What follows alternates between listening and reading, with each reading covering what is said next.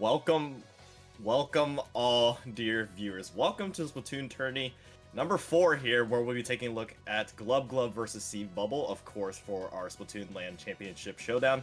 So thankful for you to join it on this very wonderful matchup we have here. But before I get too ahead of myself, my name is Rocket, and joining me is the one and lovely Rose. How are you doing today?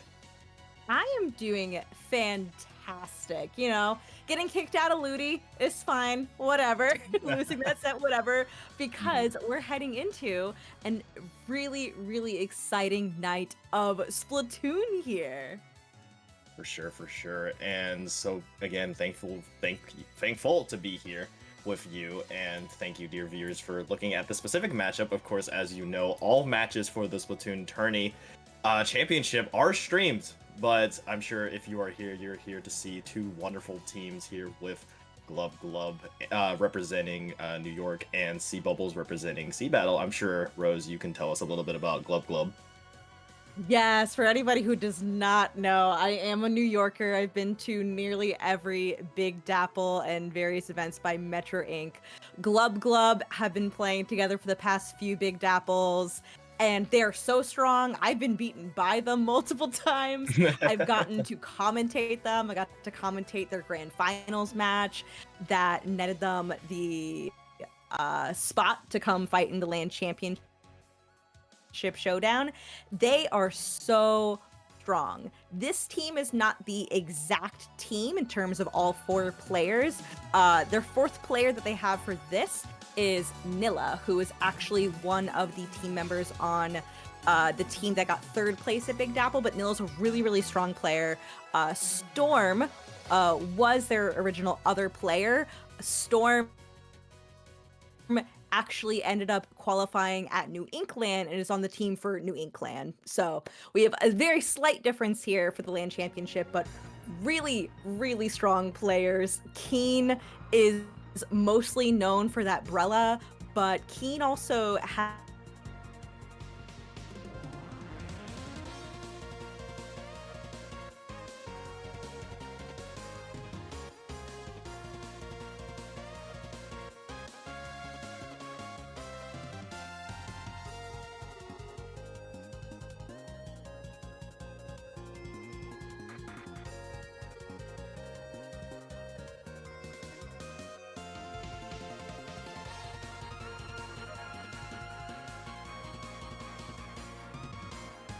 As before that, they were actually, I believe, 15-0, very much undefeated before facing that team. Pico de Gallo obviously giving them a little bit of struggle, but they came out on top. You do have Ivy, Mar, Bubbles, and Kakikoa, if I'm pronouncing correct. Unfortunately, I do not know the exact pronunciation.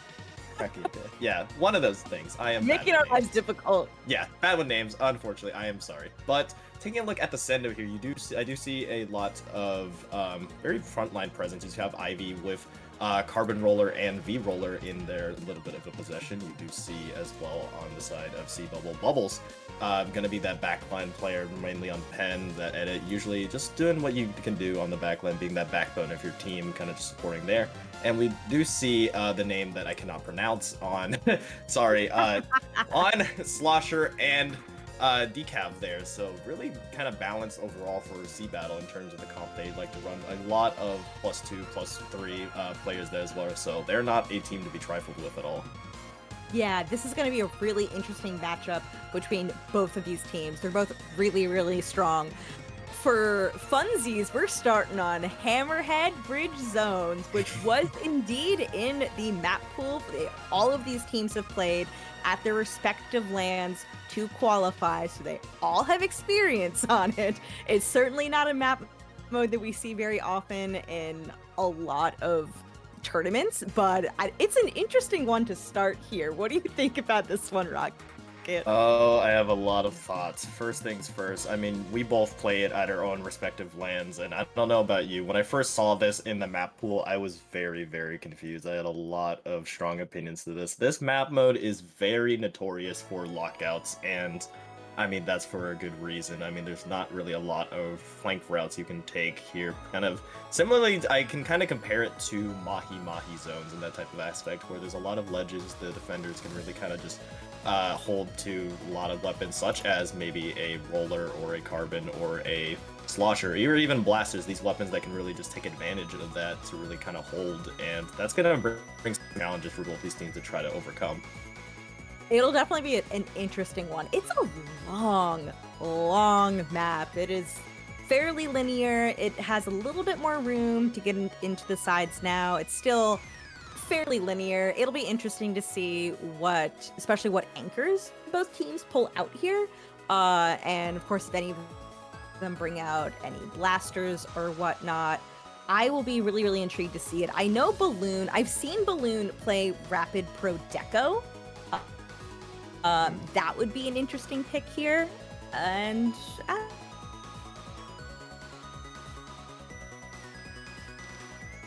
think is that it does open up some niche weapon picks for something sure. like and this. You really kind of just want to continue to snowball. I mean, like I mentioned there, this map is very notorious for snowballing, and I kind of want to take a look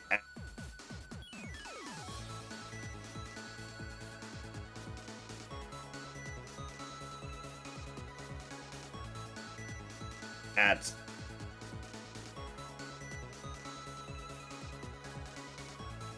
the weapons, not only the weapons that the teams are going to kind of show us, but all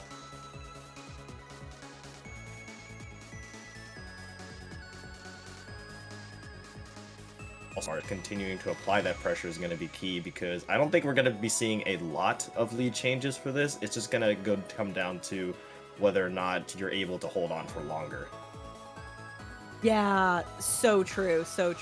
It'll be really, I don't know, I think this can be a really fun one. It's so lockout heavy. It's tough because you really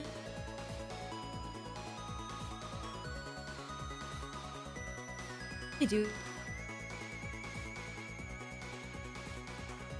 you have to hold that area.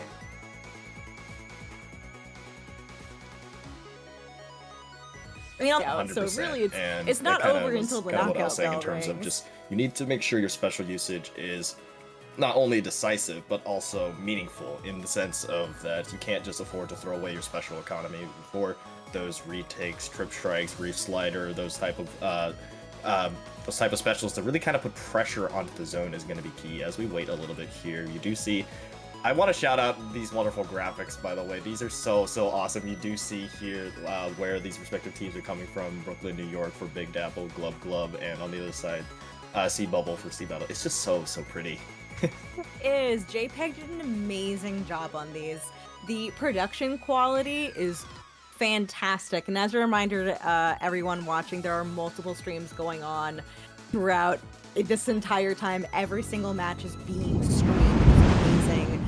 We have a ton of analysis happening, but we are headed into the first game. Winners quarterfinals between Glub and Seabubble. Yes, we do see now these weapons on your screen. A very conventional kind of comp for Glub there. You do have Keen on that Splash for Paint, and then two mid lines there with Balloon on that Slosher, Nolan on that typical 96 gal we typically see them on. On the other side, similarly fought there in terms of the weapons. You do see that Carbon and Decaf, very aggressive weapons, but we do see the first blood going to Glub. There are actually two members in total falling on the side of Seabubble now with a strong control of zone. They will be able to strike first. Yeah, Nolan did keep eyes on that last one from Seabubble over on the side. Still holding this down, doing a fantastic job. That Carbon from Seabubble has the Zuka ready. Glub holding this down for now. They're going to momentarily lose zone, but Noma getting a nice pick on Keen there with that Zuka. We do have that heavy edit going down. Zone is going to flip over to Seabubble, and who knows what is going to happen next. Sure, a great start for Glub, but they can't afford to waver here. Still intense fighting over the zone, despite what previous comments I made earlier about not a lot of zone flips. We do see, though, eventually Glub will have a stronger control of the zone now, looking to surge forward, trying to keep getting this space here. The crack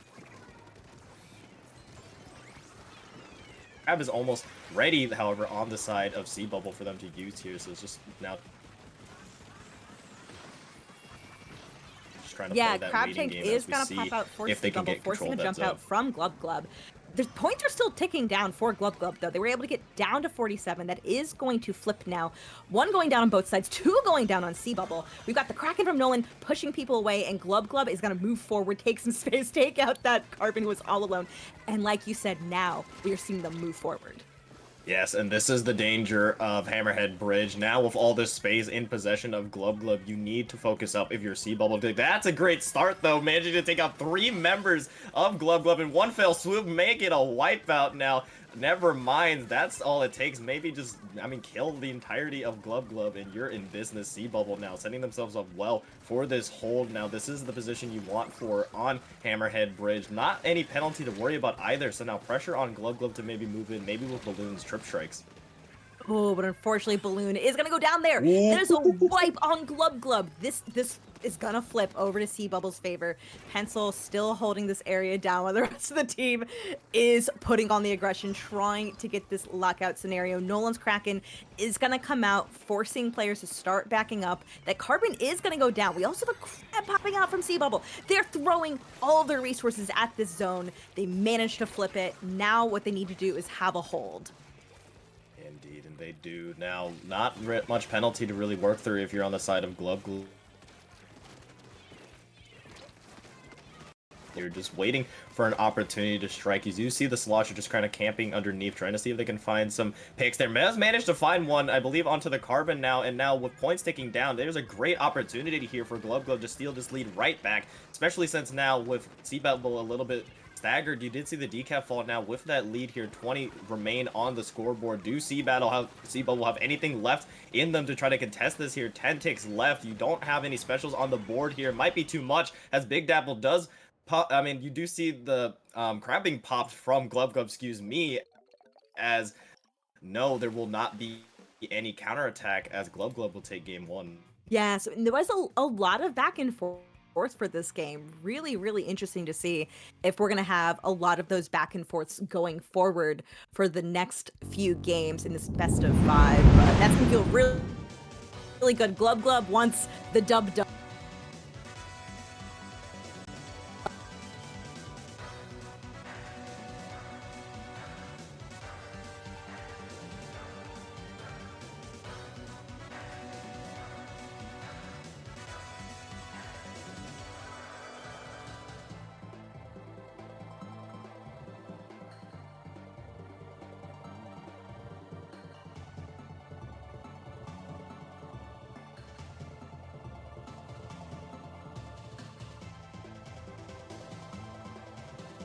And there, unfortunately, glub was able to do it just a little bit better. Their retake was a little bit faster, and their holds were just as strong as ever, really staggering the members of seabubble, really not giving them any opportunity to get in with their retake specials.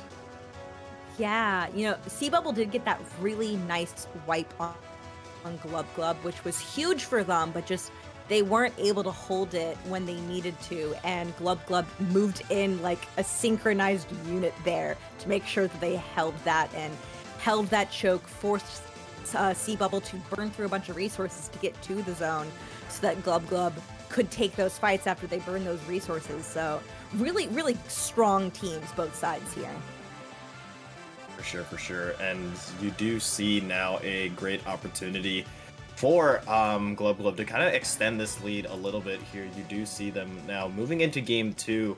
A very fun map mode, at least in my opinion. One of my personal favorites, Humpback Pump Track Rainmaker. Now, just taking a quick look at the comps that were at least ran there, and I'm going to do a little bit of speculation here. I do like Seabubble's comp a lot more here with that Carbon, with that decav. I mean, this is basically Carbon's just favorite playground to really work with, and with decav also being a similarly strong weapon in close quarters and a bubble to boot as well. I think this map will lead itself a little bit more towards seabubble, at least maybe turn the tide here. But I mean, glub have a lot of weapons to kind of counteract what they've been doing. They do. I definitely say I've been destroyed by them on this map mode before. I have definitely run face first into Keen's decav, vanilla decav with that bubble. on Humpback Rainmaker. I think the Slasher could work really, really well. So could that Rapid Pro Deco, both of those in a Balloon's back pocket. I think either could work. And we see Nolan run that 96 Deco a lot. Very, very comfortable in that. But I know Nolan also plays other weapons and whatnot. So I will be interested to see what they keep here. If Nilla's gonna stay on that heavy edit or switch to something else. We will have to see because honestly, I've mostly seen Nilla when Nilla was playing with their team at the Big Dapple for that third place team. I definitely saw Nilla most of the time on B shot and occasionally on that tent. Was often being more of a support. So it'll be interesting to see just what they pull out here for the rest of the team, since they are basically filling the gap left by Storm declining the spot. So we'll just have to see here in a moment. Queuing into this second game, Humpback Pump Track Rainmaker. We do see a little bit of a weapon switch, I believe, there for the side of seabubble. Actually, now going with an interestingly typically double backline there. You do have that charger, and now still the edit there, but you do still stand firm with that carbon, with that decaf, really being able to fight really, really well. On the other side, you see a little bit of a switch now with a Wiper in play. Hammer, also another strong special into this map, so we'll just have to wait and see here. Nolan's still sticking with that with a bubble. Yeah, it'll be interesting to see what's going to move in here. We are half a minute in. We'll just have to see exactly where this goes. But Nilla does have the Rainmaker and is trying to pull it forward, getting closer and closer to Glub does get that first check moving.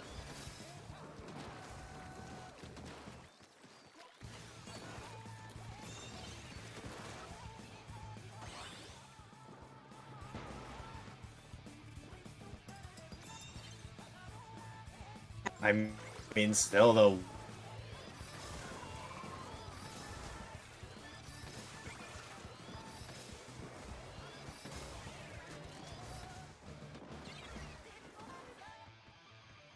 You do have actually the decaf going down early, so now a little bit of your frontline presence. Now the Rainmaker actually being taken out as well.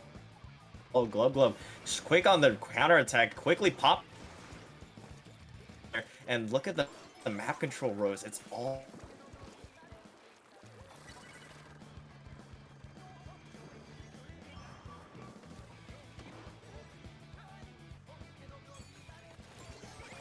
yeah, and definitely that would be a really for seabubble to try to hold this.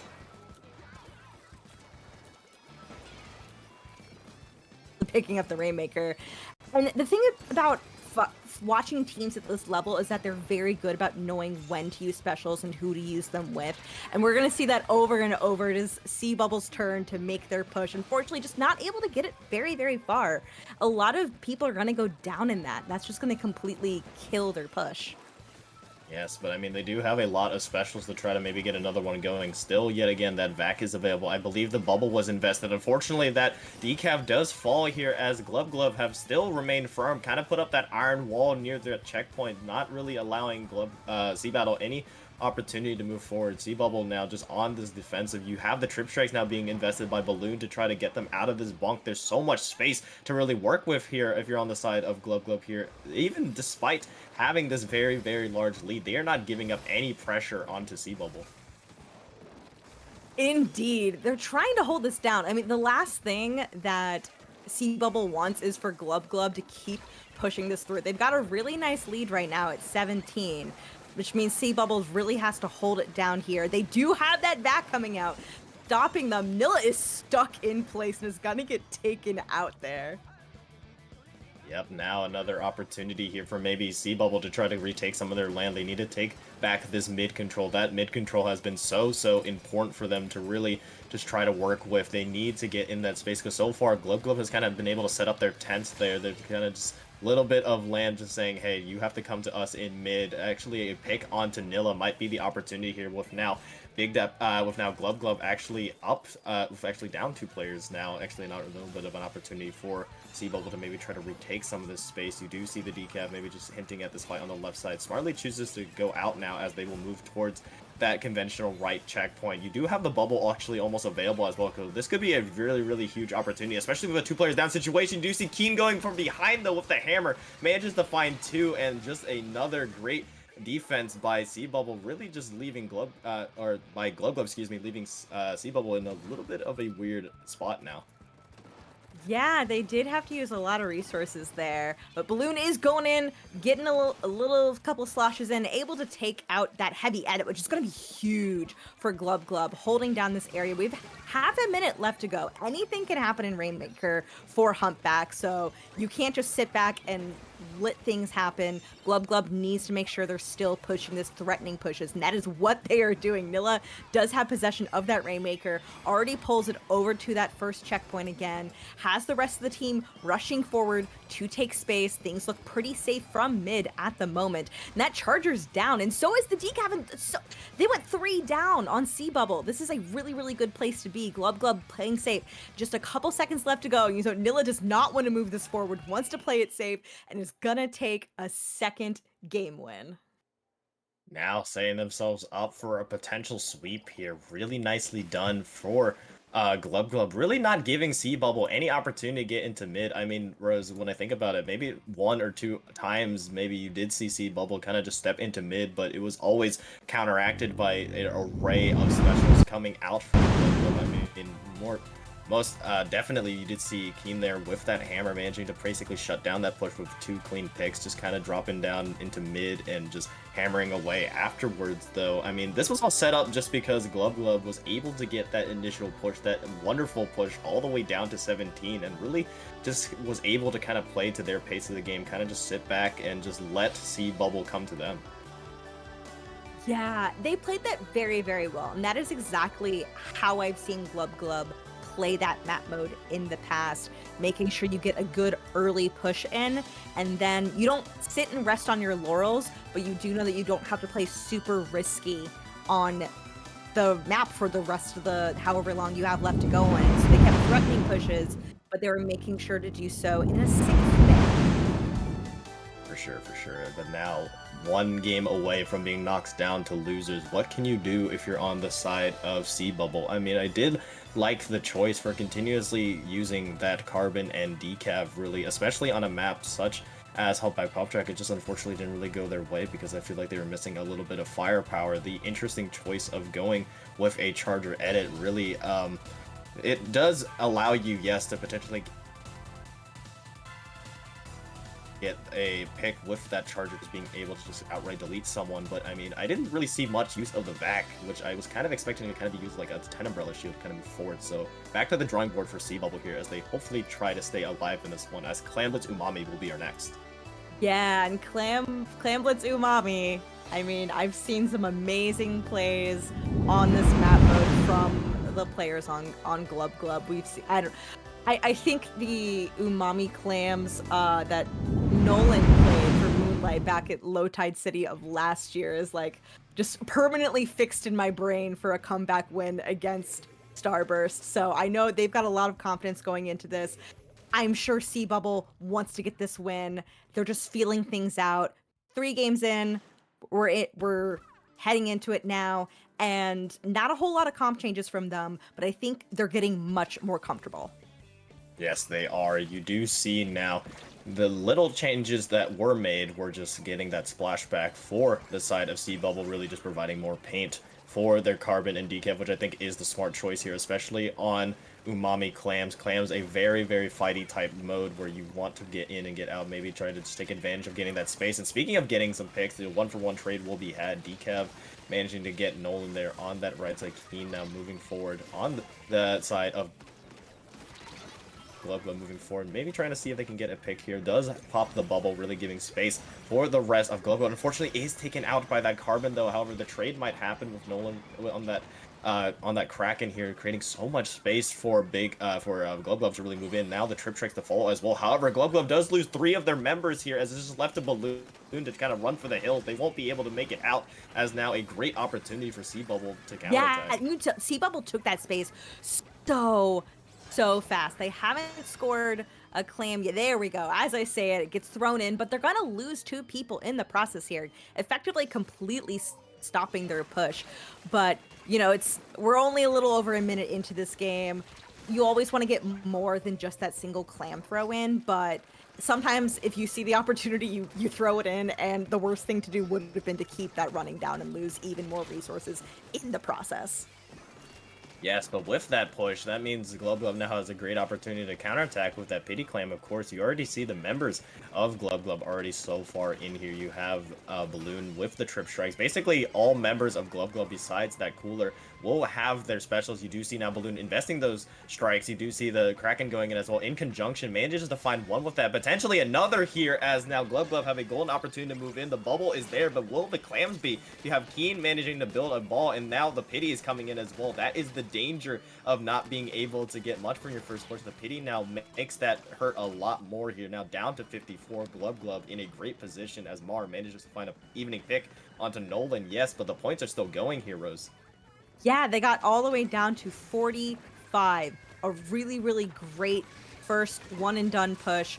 Being able to also eat up a lot of time on that. We have half of the game left to go. So much can happen in 2.5 minutes on Clam Blitz. And we're really just gonna have to see how this goes in. But I see Nilla's got another power clam at the ready for Glub Glub, trying to get some more points in for New York, but it's gonna get taken out. Glub Glub going down 2, going to have to retreat back to mid and just respect the space that seabubble's gonna take. Now with Cooler available, Mar now puts that down, really giving seabubble a little bit more of an opportunity. Great pick onto Nolan there. Will give them numbers advantage. Bubble being invested. Unfortunately, the decaf won't find much with it here now. With space being taken, even numbers now. A little bit more paint control in favor of seabubble.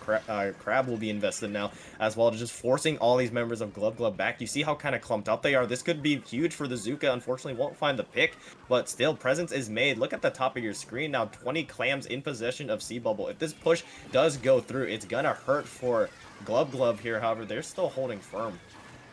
They are. They want to have a big defense on this because, yes, so many clams in possession by seabubble. Nolan with that such a strong Kraken, unfortunately, not going to be able to get a pick there and is going to get taken out, meaning 2 people are down for Glub Glub, opening up a ton of space with that crab tank coming out for seabubble, trying to get a pick here, but really getting pressured by Balloon Slosher, forced to just go into ball form to stay alive, but still a good move, keeping numbers up, getting in picks when they can, because again, that's 2 down on Glub Glub.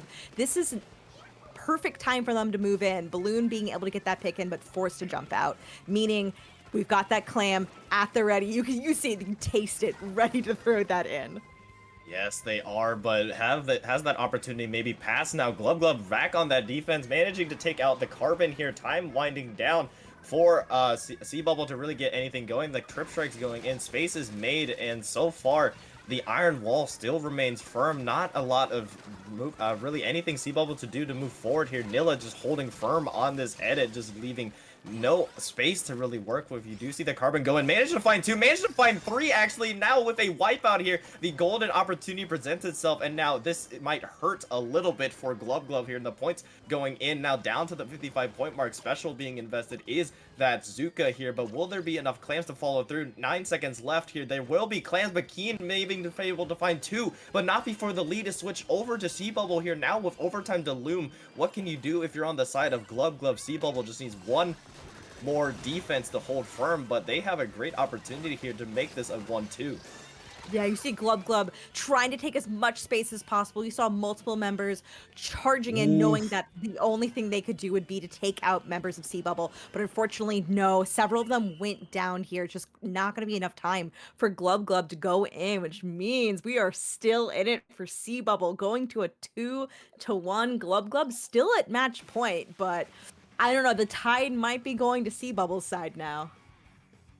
if I'm not mistaken, that Carbon is Ivy. They went absolute berserker there at the end, managing to find 3 onto Glub, not only single-handedly opening the door for seabubble to move in, but also slamming it shut on the other side for Glub there, basically being able to just completely kill that push before it really got started there. So really nicely done there. Ivy has awoken for seabubble here. Will they continue in the next games? We'll just have to wait and see as we move on to TC Sturgeon Shipyard, but a really nice recovery for seabubble to move forward with that. I do see, unfortunately, my Houston Siku got kicked out, did get moved to losers bracket, so a little bit of an ouchie there, but they'll move forward there. But I mean, back to the set at hand, a nice recovery so far from seabubble.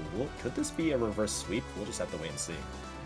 We will. They had a really great recovery in that last game. If they can keep up that momentum going into Sturgeon tower control, I think this is going to be a really spicy game. We always love to see the neck-and-neck games. But if you're Glub, you know, okay, all right, shake off that last game. GG's go next. We only need 1 more game win. We've got 2 more opportunities to do so. Let's try to clutch it up on this one. But what do you think is in store for both or either of these teams coming up on this map mode, which is a classic from Splatoon 2, but I would not say that it is especially the most fondly looked upon classic. I am one of those few who are on that side of I do not look too fondly on this map. However, with us being into this map, I do like the decav carbon combination again for seabubble though. Because it's finally been awoken there at the very end of that previous game in Umami Ruins Clams. Now potentially with game 4 here, a lot of really space and really a lot of opportunity for kind of that carbon to kind of work with the decav. I mean, bubble is always good for TC, as always, really kind of providing that shield. Of course, not really finding that much value just because of the 2 specials on the other side. Glub is just able to kind of counteract that really nicely with Keen's Kraken, and I think we'll see 96 for I'm sorry, Nolan's Kraken, excuse me, and Keen being able to kind of deny that potentially with a wiper or trip strikes from Balloon. Yeah, and it does look like with Keen back on, Keen's on Neo Flash right now, so we will have double strikes, so we'll have a lot of strike options. I'm not surprised. Strike's really classic tower control special, great for controlling that tower, especially into overtime. But we have 1 going down on each side right now. The cooler already out, so this means we're going to see a lot of aggression back and forth. But Glub moving in really fast with those drinks active. Now they're going to start hopping on the tower, moving it forward. They've got a really strong hold on mid now going into this checkpoint. Yeah, and Balloon in a great position manages to find Mar, and now the trip strikes being invested as well to try to force out that carbon player, somehow just playing Dance Dance Revolution on that right side. Manages to get a Zuka kill onto Keen, the tower rider, really nicely done by Ivy on that carbon to somehow stay alive through that. That might have been the opening that seabubble was looking for, as now no more checkpoints will be taken here, as yes, 1 checkpoint will be found by Glub, but leaving it to a minimum. Now seabubble trying to surge forward on this right side.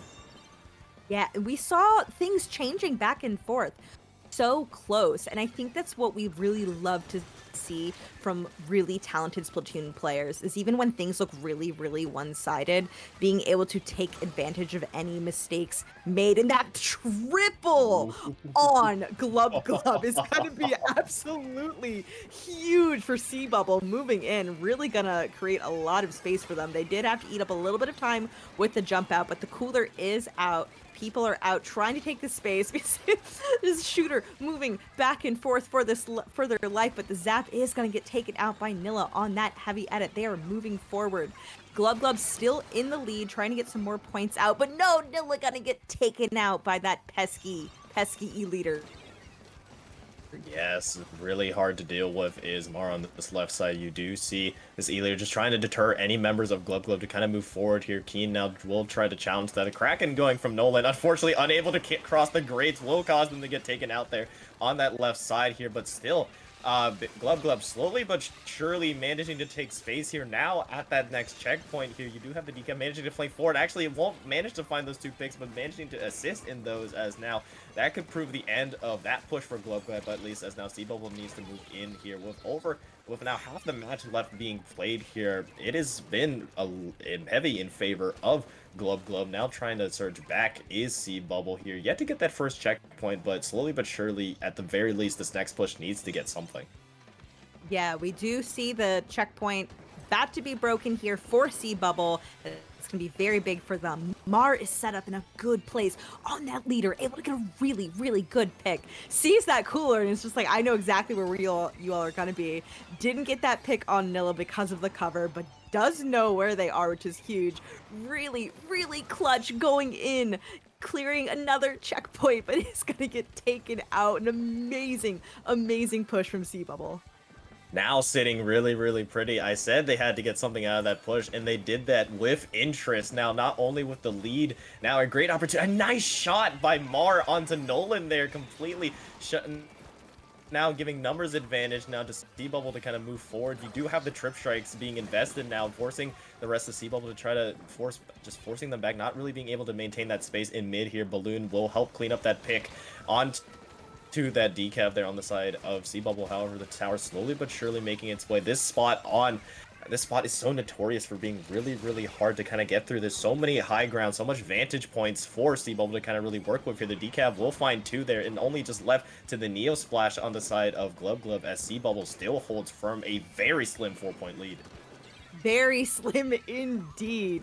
They want to play a big, strong defense here, and that's definitely a thing you can do with leader if you make sure your leader is set up in really, really good positions. It's going to be up to Glub to displace that leader, take those picks on the rest of the team together. But they've got trip strikes. Balloon throwing those out, getting picks. 2 down on seabubble. They could threaten a lead flip here, pushing it forward. The picks are going out. That leader's looking straight at tower, but no, they're gonna lose that lead. It's going to Glub still pushing it forward. They want this win. It's ticking down more and more, and they take that game. Glub is moving on through the winner's bracket. Wow. Slowly but surely keeping constant pressure on that point. I mean, I feel like more than half, I feel like 3 minutes straight, the tower's just at that single spot there. But eventually something gave vent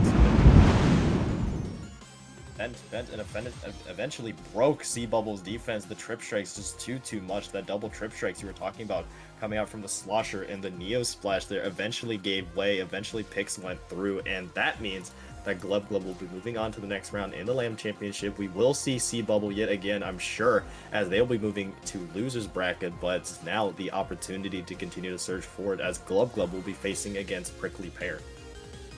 Yeah, it'll be very, very interesting to see what happens there. Again, all of these games are being cast across all of the various SplatoonTourney channels. So best of luck to Glub getting the dub. Seabubble's not knocked out. This is a double elimination tournament, so they are down into losers bracket now. They will have a chance for redemption if they can take out the rest of their competition on the way through to the losers bracket finals. For sure. And well, this is an over for at least this stream. We have one more best of 5, and I believe we'll be taking a look at losers bracket. I'm not exactly sure which match we're particularly looking at. I don't know specifically if we'll be looking at got kicked out versus seabubble, but we do have Octopus D's, a very, very funny name over there. Octopodes? They did this on purpose to us. Just absolutely torturing us. They come out from Chai Shoals there. Representing Chai Shoals, unknown yet, are still playing out respectively up there in winners. I believe that is New Inkland and Booyah Bay, if I'm not mistaken. Yes, Booyah Bay up there in a very tense match. I believe 2-1 now, 2 no boys allowed. So we'll just have to wait and see who we'll be looking at. But yeah, now we'll be looking, since we're looking at losers bracket now, this is do or die time for these teams. Yeah, next game you lose in losers bracket, you are out, down and out for the count. So really the pressure's going to be on all of the teams who have been knocked down here. It really hurts to get knocked down in round one because, you know, you've got a long road ahead of you to make it in through that, you know, to make it to the lower bracket finals and then win that to be able to go into the grand finals. But I am confident all of these teams are going to be bringing their A game going forward. For sure. I believe we're just waiting for word on who our opponents will be in terms, or at least which stream, match we're streaming. I believe it will be Chai Shoals versus the loser of Booyah Bay and New Inkland there. But as we kind of sit and wait a little bit here, I still love the fact that this is the inaugural LAN Championship. I'm hoping at the very minimum that this is just a glimpse at more to come as well, because this is such a monument's effort. The graphics amazing. I know we do have a little bit of bumps here and there. Saf's our wonderful streamer in the background. Computer is trying to explode on her at every aspect of this, but I just love the effort that we all have here in terms of trying to bring this to you. I'm sure our dear viewers are appreciating it so much. I sure am appreciating it here, but yeah, wonderful graphic, kind of just the camaraderie that is kind of built as well for these teams as well. Yeah, that's the really nice thing about these local tournaments. If you've never been to a LAN, I really recommend that you try to make it out to one of these here. I know we've got a lot of representation on the coasts. I'm sorry for those of you who are in the Midwest that we don't have as many things there, but there are more and more LANs starting up. And if you would really like a LAN in your area, I definitely recommend talking to people who love Splatoon in your area to see what you can start getting started. Of course, I know a lot of the people in charge of the LANs at these locations we're looking at would also love to tell you what they've done to get things started up. There's just so much information to go around in getting these going, and it is amazing the camaraderie you get. You know, I've seen it just from my local being New York with Metro Inc. The camaraderie their team has for putting these events on, the camaraderie among people who are attending like art showcases where people can make Splatoon art and other things and display them in the LAN room where most of the games are taking place that are not the games on stream. And it's just like, it's really fun to see this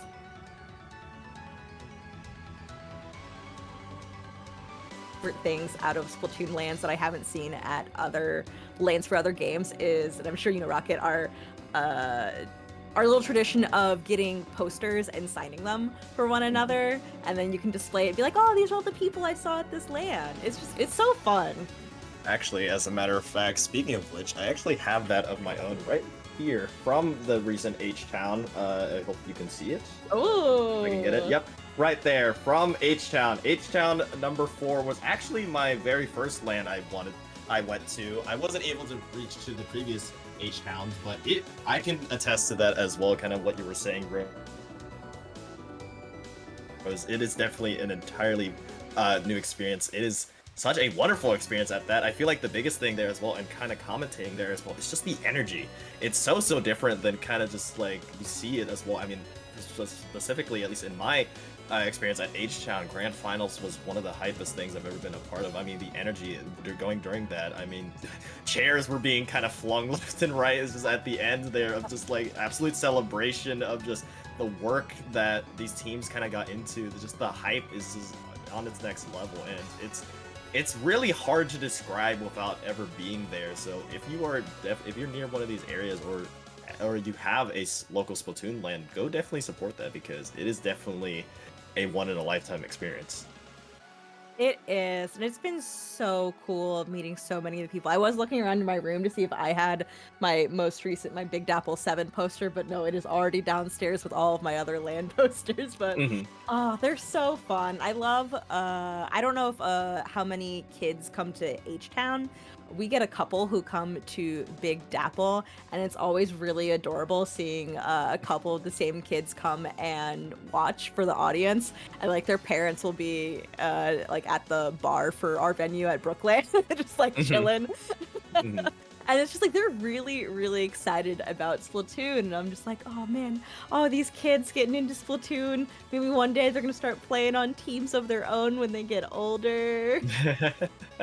Yes, just building up that passion, really showing the community the bonds of your local community that you might have even thought all these people playing Splatoon. It's just awesome. It's just awesome to see, and it's awesome that we have this kind of just these own individual communities. We kind of touched on it a little bit. These areas, these states, just kind of rooting for their local teams. It's kind of similar to, I mean, like regular sports here, but now bringing it here to Splatoon, it's just a monumentous effort, and really, it's really impressive to see here. But we are still, I believe we're still waiting for the opponents of Chai Shows there for Ok, as now it is actually a 2-2 score line for no Boys Allowed versus Z tier players, so very tense set going there as we continue to kind of ramble on a little bit, kind of waiting for their opponents. But yes, just taking a look at actually Chai Show's winners, Ok. It will be interesting to see if No Boys Allowed from Booyah Bay ends up losing that. If they do lose that, it says here on their little bit handy-dandy commentator doc that Ok from Chai Strolls has kind of said that Booyah Bay would be their toughest opponent. Yeah, I know they've definitely noted that they think that's going to be a really, really tough opponent. They're probably hoping Z tier ends up winning this and whatnot. But yeah, so over on Octopodes is Ali, Kami, Leonidas, and Clover. They actually have a really, really interesting comp. I don't know if they're going to end up running it for this, but I know they have multiple people who play Tetra, which is really interesting for me as somebody who played a ton of Tetras and hasn't really played it a whole lot lately for competitive, but having two on a team is very unusual. Plus a bamboo player, just really interesting individual weapons you don't tend to see on their own, much less together. I mean, we both got knocked out of Ludi, and at least for my team, it was at the hands of a Tetris, and it is a very, very aggressive weapon. But kind of like you mentioned, they're very unusual to be not running not one but two of them, and a bamboo to kind of help with that. A very aggressive comp, kind of just chipping in its own different way. Of course, the typical quote-unquote meta of chipping would be just through death by 1,000 cuts of stampers, of burst bombs, but here with a little bit of kind of just like running in your face, 4 dodge rolls, just straight up surfing and sliding and managing to take you out in that manner. Complemented by Bamboo's obviously very sustained damage, very quickly being able to burst players down is going to be very interesting to look at here. They are your lowest seeded team, but maybe they can pull off a little bit of an upset here. Still stalling a little bit 4-4 versus 5 here, as that game 5 is still happening, still very intense from what I'm at least seeing here. Yeah, I know, we're all like waiting with bated breath to see who ends up coming through here.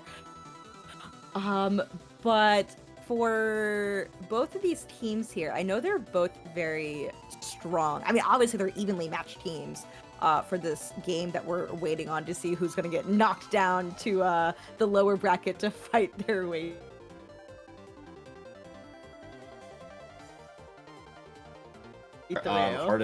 Their perceived hardest opponents in this tournament for No Boys Allowed over at Booyah Bay. Very strong team overall, taking a look at kind of just the weapons that we're running here. I mean, you see Helix with that pen edit kind of being their back line. You have Mute, and on the other side their I believe head of CCA, and really doing some wonderful things over there at Collegiate stuff. And I don't know if other LANs do, I'm pretty sure they do, but I believe LANs do run collegiate brackets, if I'm not mistaken, right, Rose? And I don't know if there was one run at Big Apple.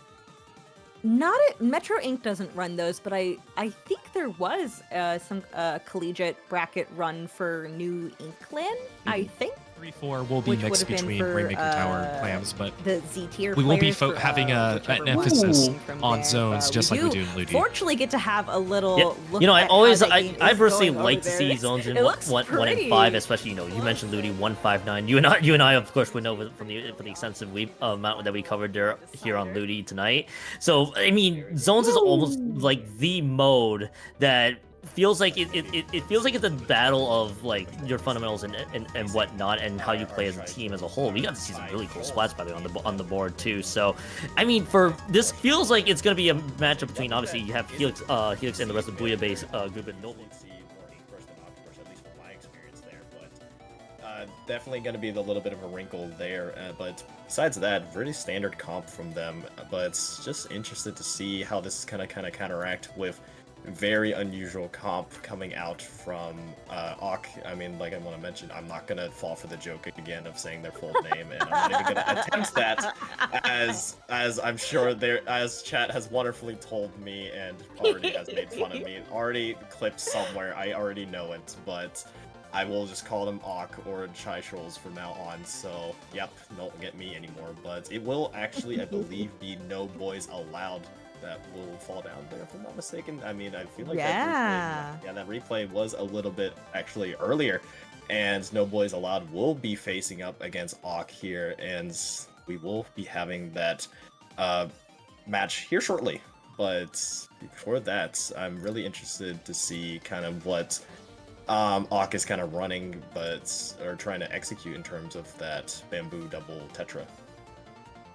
Yeah, I will be interested to see if Kami and Ali both actually do pull out Tetris here, or if, you know, there doesn't be any point that Kami plays NZAP instead of one of the Tetras. I know Leonidas does so much chip damage on that anchor position. We do have still a lot of options from Helix over on No Boys Allowed. You just see, like, those are all very, very good support style weapons of different ranges and whatnot. But I wouldn't be surprised if we see a pencil come out. I did see from our little preview from that game in the round 1 that No Boys Allowed just lost. They did have the pencil out for that, so they might have it here. But, you know, Muty also plays pencils, so, you know, they have a lot of cooler options, whether they want to have that NZAP or if they want to have something with way more range playing farther back with that pencil. But we might have more than just 2 dualies in this lobby, because I definitely see that Splat dualies from Clef. Yeah, Splat Duel is a very strong weapon. I've seen it used a lot more to kind of fill that support shooter role, especially with its special being Crab. You can kind of just compare it to basically the dualies version of Splash, being able to kind of pump out paint really effectively, and that's definitely something that they're going to be needing to do, especially on game 1. Splat Zone's Mahi. Always, I feel like we're starting these games on very snowbally zone maps here. I was just talking about Mahi earlier when we were talking about our first set here, but here